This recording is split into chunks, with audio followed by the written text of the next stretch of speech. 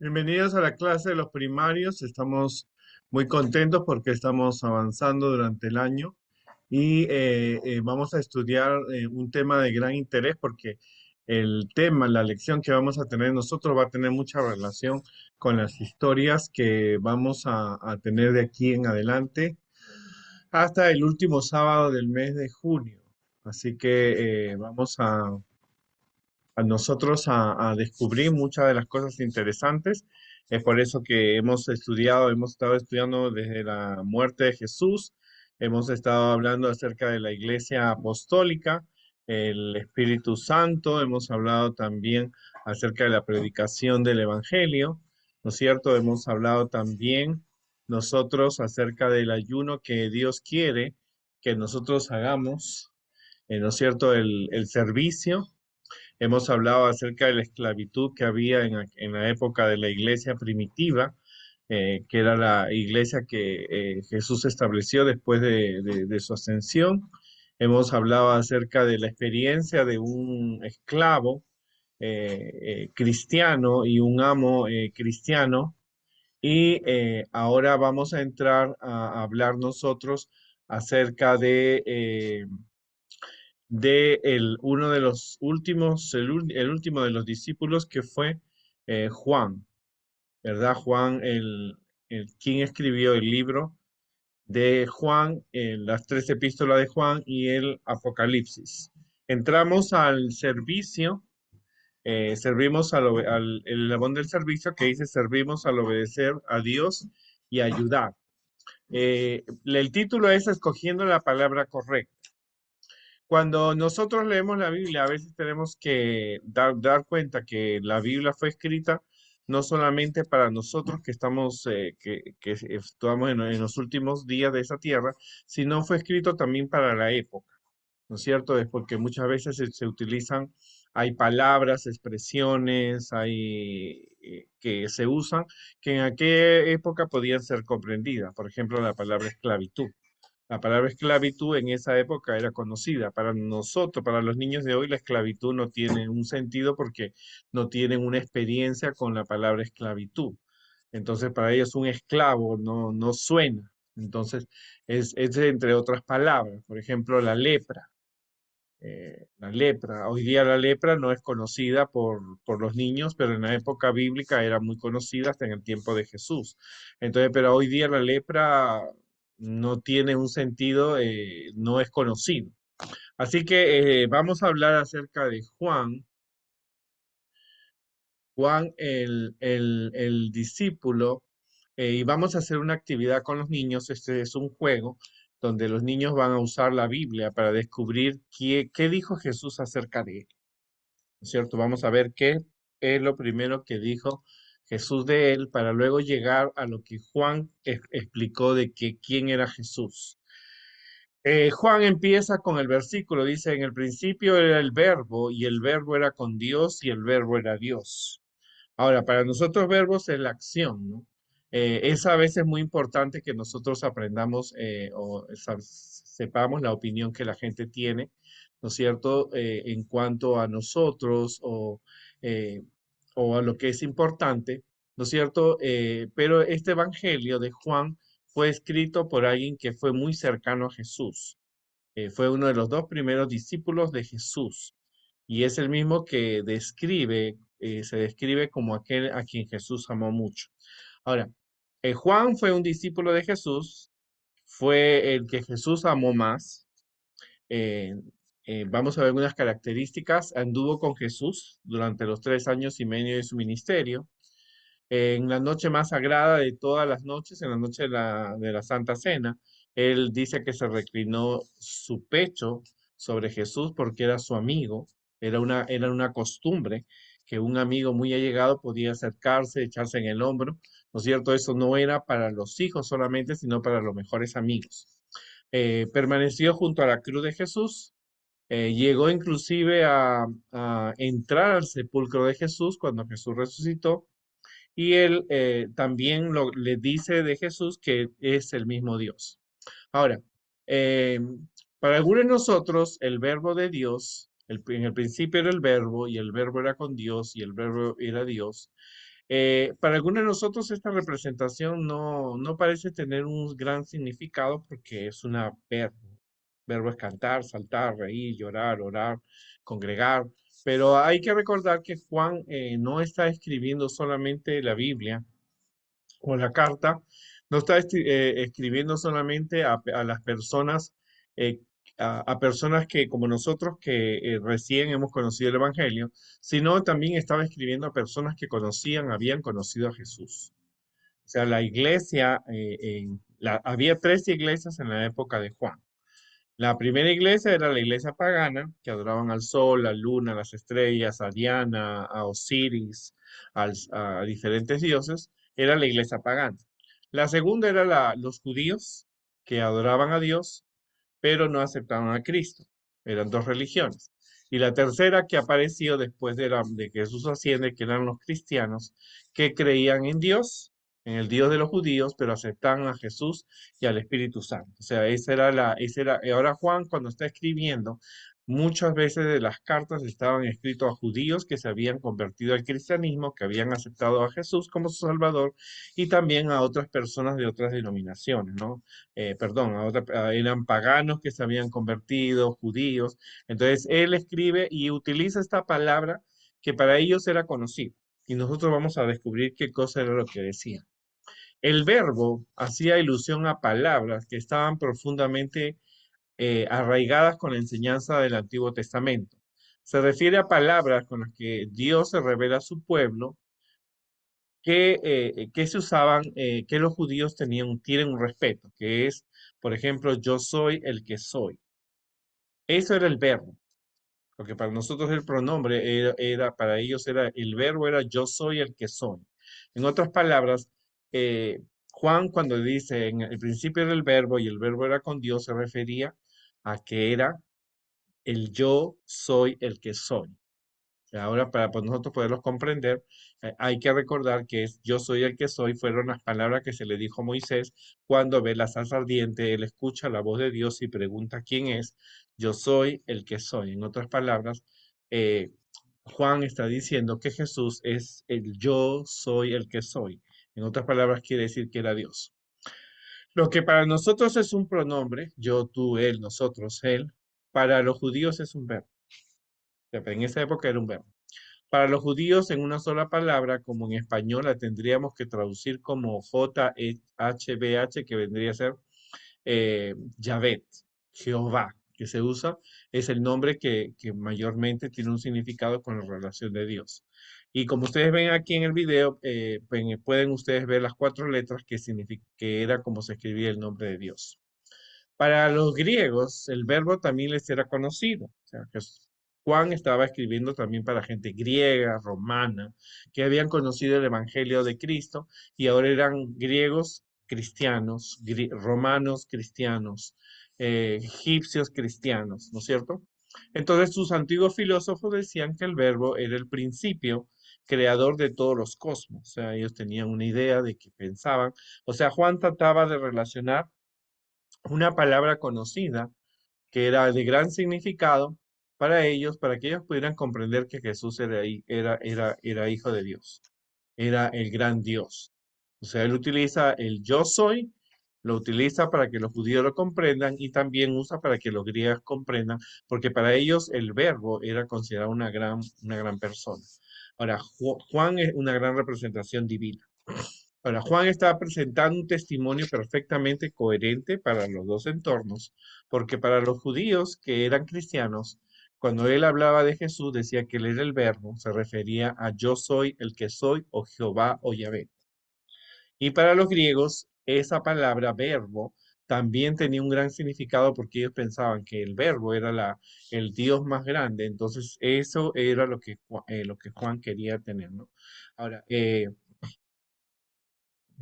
los griegos también, a lo mismo que le dan seguimiento a Jesús, porque Juan quería presentar al mundo el Jesús que él había conocido, ¿no?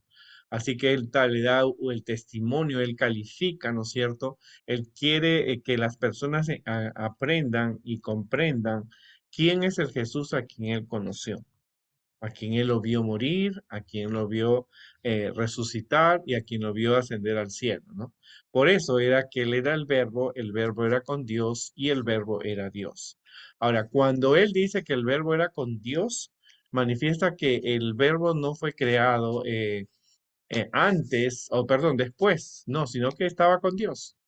Hay cosas que nosotros no sabemos de Dios, cómo se creó, cuántos siglos tiene, no podemos nosotros deducir, ni no hay ninguna persona en esta tierra que pueda decir toda la historia de Dios desde antes, desde la eternidad. O sea, en eso nosotros confiamos en lo que la Biblia dice y Juan está tratando de que nosotros tengamos confianza en conocer quién es Dios. Entonces Juan, cuando dice en el principio era el verbo y el verbo era con Dios, ¿no es cierto? Él dice que el verbo se refiere a la palabra principal que se usaba en el Antiguo Testamento, en el caso de los judíos, yo soy el que soy, Yahvé, Jehová, lo mostraba como representado de que Jesús era el verbo, era Dios. Y como ese verbo también tenía un gran significado para los griegos, que consideraban que la máxima deidad, el máximo Dios tenía que ser un verbo, entonces él decía que el verbo era Cristo. Ahora, nos dice que en el principio era el verbo, manifiesta no solamente la eternidad, sino también el inicio de la creación. O sea, también en el creador existe toda su existencia, o sea que Jesús es el creador, Dios es el creador, el Espíritu Santo, incluyendo en Génesis encontramos que el Espíritu de Dios se movía sobre las aguas. Eso les muestra que el Espíritu Santo también estaba en la creación. En la creación de este mundo y en la creación de todo el universo estaba Dios, estaba Jesús y estaba el Espíritu Santo. Por lo tanto, nosotros somos creados por Dios y no es el producto de un experimento de dioses o el resultado de la casualidad. Nosotros hemos sido planeados, ¿no es cierto?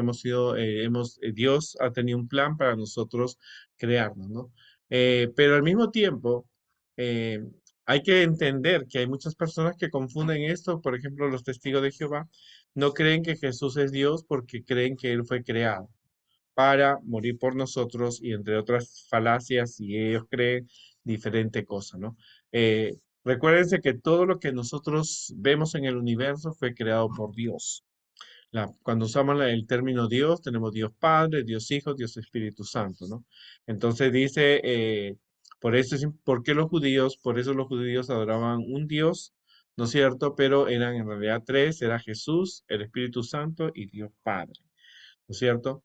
El principio del orden también muestra la organización. En el principio era el verbo y el verbo era con Dios y el verbo era Dios. Muestra orden, ¿no? Asegura la libertad del ser humano y la potencia, de tal modo que nosotros podemos oportunidad de ejercerlo. Juan cuando escribe, no solamente él trata de enseñar el Jesús que él conoció, que él tuvo una experiencia con él, que anduvo con él, que fueron el discípulo más amado, sino también muestra un orden, que a Dios le encanta el orden en el universo, ¿no? En Dios, en Jesús estaba la vida era la luz de los hombres, la luz de las tinieblas resplandece y las tinieblas no prevalecieron contra ellas. En otras palabras, Juan está describiendo que Cristo nos trajo, era la luz en este mundo lleno de pecado. ¿No es cierto? Jesús al venir a este mundo, Jesús al prevalecer, al morir en la cruz, Jesús trae la luz a este mundo y las tinieblas del pecado no lo pudieron vencer. O sea, Juan está tratando de utilizar las palabras adecuadas para nosotros poder comprender quién era Jesús. Entonces, ¿quién más que Juan, que había estado con Jesús 3 años y medio, él había visto los milagros, había escuchado las conversaciones? El libro de Juan es un libro bien diferente a los otros porque cuenta cosas que no, muchas de las cosas que Mateo, Marcos y Lucas no habían contado, por lo tanto, no habían relatado y él lo cuenta, ¿no? Él compara a Jesús con la luz verdadera. Porque la luz siempre en el tiempo de cuando fue escrito este libro, la luz era muy valiosa. La luz era la oportunidad para hacer negocios, la oportunidad para mostrar belleza. La oscuridad no se podía comparar las noches con la luz, y entonces él compara a Jesús como la luz verdadera que entra en un mundo que ha vivido en tinieblas, que porque nosotros vivimos, estamos en un mundo lleno de tinieblas por el pecado, ¿no es cierto? El propósito del verbo de Dios no es que nadie se quede en la oscuridad. O sea, Juan quiere que la gente entienda que cuando tú estás del lado de Jesús hay una luz que puede alumbrar a otros para conocer a Dios. Aquella luz, ¿no es cierto?, verdadera, que alumbra a todo este mundo, vino a este mundo para morir por nosotros. O sea, lo presenta a Jesús como el verbo, como era lo máximo que se podía pensar, y a la vez lo compara, ¿no es cierto? Le dice que el orden, porque Dios crea el mundo, y también lo compara con la luz, ¿no es cierto? Y eso vino aquí a esta tierra a morir por nosotros. O sea, trata de utilizar las palabras adecuadas en cuanto a describir a Jesús, porque él fue una persona que tuvo una experiencia con Dios, con Jesús mismo. Ahora, si tú quisieras, ¿no es cierto?, hoy día hacer quizás una comparación, buscar las mejores palabras para describir a Jesús de acuerdo a tu experiencia, ¿no es cierto?, tú puedes utilizarlo. Porque Juan no usó palabras vulgares, sino que Juan buscó las mejores palabras para poder explicar quién era Jesús, en la misión de Jesús, porque él dice, el principio era el verbo y el verbo era con Dios. El principio, o sea, el verbo Jehová, Yahvé, Dios, estuvo desde el principio, ¿no es cierto? Y él era con Dios, o sea que era Dios Padre, Dios Hijo, Dios Espíritu Santo, y luego él dice que lo compara a Jesús como la luz, ¿no es cierto?, que alumbra en este mundo de pecado, viene a este mundo como un ser humano. Conocer el verbo de Dios es conocer a Dios mismos. Eso es lo que también Juan quería decirlo. Cuando tú quieres saber cómo es Dios, tú tienes que ver cómo es Jesús. ¿Cierto? Y aquel verbo, dice, fue hecho carne y habitó entre nosotros. O sea, aquel verbo, aquel Dios, ¿no es cierto? Fue hecho, el creador fue hecho carne. O sea, eh, él tuvo, tócate, él tuvo ojos, él tuvo orejas, él tuvo sangre, él tuvo estómago, y habitó entre nosotros y vimos su gloria. Él dice, gloria como del unigénito del Padre. O sea que él vio la gloria, claro, él vio a Jesús transformarse, él vio a Jesús resucitar. Y que a mí me hubiera gustado estar en el tiempo de Juan y de los discípulos para escuchar las historias que ellos tenían y que contaban, ¿no? Serían historias impactantes, ¿verdad? Porque vimos su gloria, él decía, y vimos su gloria. Juan era un testigo fiel de la experiencia que había tenido con Jesús. Gloria como del unigénito del Padre, lleno de gracia y de verdad. La gracia era la oportunidad de salvación y la verdad era que Jesús no había mentira. Ahora, ¿qué experiencia tú tienes con Dios? Tú puedes describir a Jesús como lo describía Juan. O sea, tú ves milagros en tu familia, milagros en tu vida, milagros en tu iglesia. Tú tienes una experiencia con Dios. Jesús contesta tus oraciones. ¿No es cierto? Tú ves, sientes la misericordia de Dios. Entonces tú como Juan, tú puedes dar un testimonio como él lo dio. Acuérdate que Juan estaba escribiendo para la gente de su época, pero también estaba escribiendo para la época de nosotros. Cuando él escribe a la gente de su época, usa palabras, expresiones, luz, gran luz, carne, que eran cosas que ellos conocían. Si, si Juan hubiera dicho Jesús es tan inteligente como una computadora moderna o una Apple, la gente no lo hubiera entendido, no lo hubiera entendido. Tú quizás, tú sí, porque son palabras que tú conoces, ¿verdad? Pero en esa época, Juan estaba tratando de explicar lo mejor con las mejores palabras para describir a Jesús.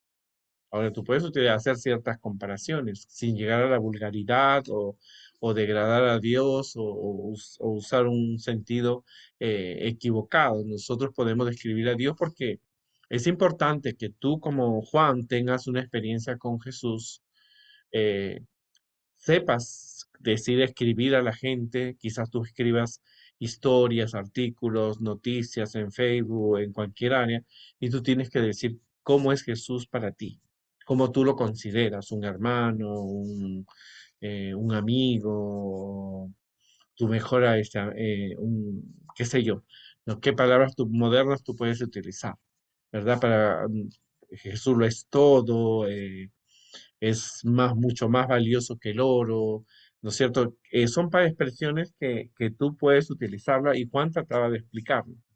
El verbo no era una fuerza, no lo enfoca a Jesús como una fuerza superpoderosa, sino detalla el amor que Jesús tiene al crearnos, al venir a esta tierra, a salvarnos, a encontrar en Jesús la salvación. Él no presume un Jesús por sus poderes, como a veces en las películas de los superhéroes se muestra lo poderoso, lo fuerte que es. No, Jesús era fuerte en otro sentido. Jesús tenía un amor, él vino a guardar la ley de Dios, como lo hemos visto anteriormente. Jesús vino a morir por nosotros, él le dio oportunidades a todas las personas, él pasó hambre. O sea, Jesús tuvo todas las necesidades que nosotros tenemos hoy. Jesús tuvo hambre, tuvo sed, Jesús fue tentado, pero él se mantuvo en lo correcto. ¿No es cierto? Y Juan vio eso. Juan conoció la casa de Jesús en Belén, en Nazaret.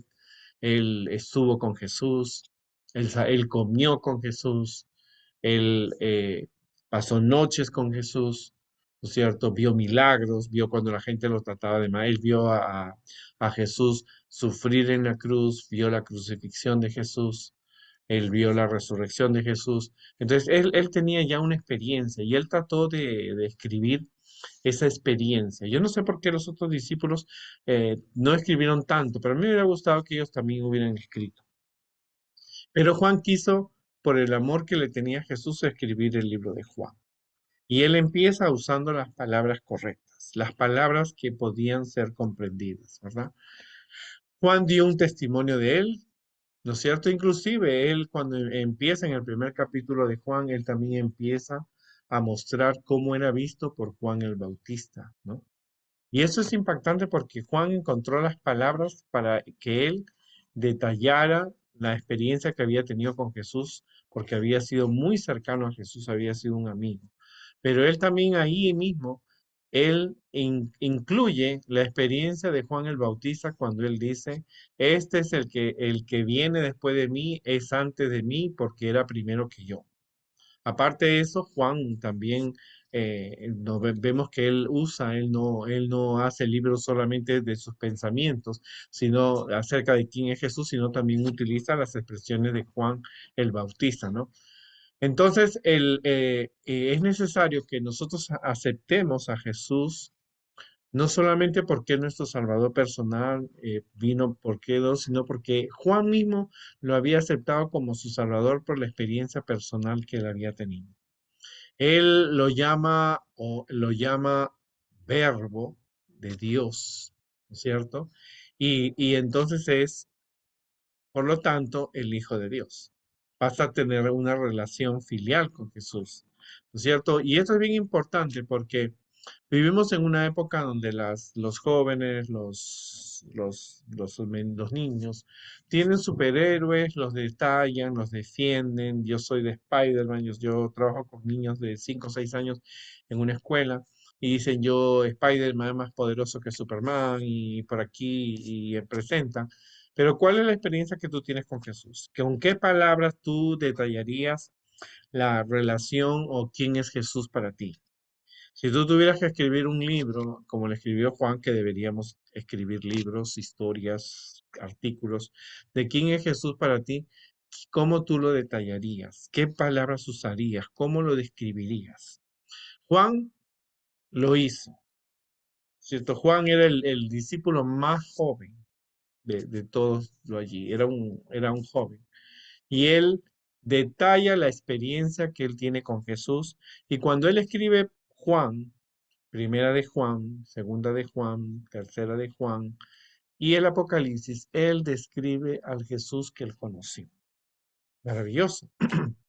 Entonces es un reto para nosotros comprender que las palabras que Juan utilizó fueron palabras de fe, palabras, las mejores palabras para describir quién era Jesús. Él nunca ha querido que las palabras fueran para degradar a Jesús y como los testigos de Jehová dicen, no, Jesús no es Dios, es un ser creado inferior. No, él no lo hizo con esa intención. Él utilizó palabras que para los judíos tenía un gran significado y para los griegos y romanos tenía el mismo significado. O sea, él trató de buscar esas palabras para describir quién era Jesús y tuvo una experiencia. Él lo describe a Jesús como Dios que vino a esta tierra, que era la luz en este mundo de tinieblas. Él crea este mundo y en él se halla la salvación. Y después de escribir en Juan capítulo 1, él empieza también a detallar la experiencia de Juan el Bautista, cómo era Jesús.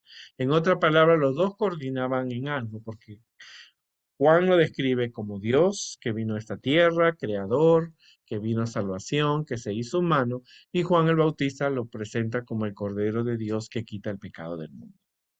De que había una relación. Él trataba de hacer algo que las personas pudieran comprender. ¿Cuál es el reto de nosotros? El reto de nosotros es no solamente conocer las mejores palabras que Juan utilizó. Eso es bueno, necesitamos saber. Pero lo importante es ahora tú, como un menor, como un adolescente, como alguien miembro de la iglesia, cuando tú alguien te pregunte quién es Jesús para ti, tú tienes que buscar las mejores palabras. No para que te digan, wow, qué bella expresión, wow, un aplauso. No, sino para que quede claro quién es Jesús para ti. Juan lo hizo y el mundo entero le agradece porque Juan escribió un libro. A mí me hubiera gustado, como te digo, que los discípulos hubieran escrito otros libros también. O cuando a veces Juan dice, si se escribiera más todo lo que hemos visto, se llenarían más libros, a mí me hubiera gustado, ¿no? Pero nosotros lo que tenemos que valorarlo, descubrir los valores y enseñarlo. Porque Juan no escribió un libro para presumir. El Juan escribe un libro para que realmente las personas escriban, eran cartas que eran leídas en las iglesias, en las primeras iglesias, y así hasta el día de hoy, son cartas leídas para que las personas comprendan quién era el Jesús que conoció. ¿Cuál es el reto de nosotros? Hacer lo mismo. No, quizás no, de hecho, tú lo que escribas no va a estar dentro de la Biblia, pero sí va a estar en el libro, en el corazón de las personas que lean y que aprendan quién es Jesús para ellos. Pero trata de buscar las mejores palabras, dar lo mejor de ti, no para que impactar por tu personalidad, sino para mostrar quién era Jesús. Cuando Juan escribe esta carta, él quiere que el mundo vea a Jesús. ¿Y quién más que alguien que había tenido una experiencia con Jesús? Nosotros tenemos diariamente la misma experiencia, Dios responde nuestras oraciones, tenemos comida, tenemos vida, hemos sobrevivido una pandemia, en los momentos de una enfermedad hemos podido recuperarnos, o si estamos enfermos aún seguimos manteniendo la fe y la confianza en Jesús, en Dios. Entonces, esa experiencia necesitamos que la transmitas para que otras personas puedan conocer a Jesús con la más grande experiencia que podamos tener. Que Dios nos bendiga y nos vemos la próxima semana. Es bien importante reconocer como cristianos quién es Jesús. ¿Quién es Jesús para ti? Lo que pensó Juan es importante, pero lo que piensas tú también es importante. Y lo que piensas tú de acuerdo a lo que la experiencia de Juan y lo transmitas, ayudará a que más personas puedan saber que Jesús es real en nuestras vidas y en todo hasta cuando Él venga por segunda vez. Nos vemos la próxima semana y recuerda que Jesús te ama.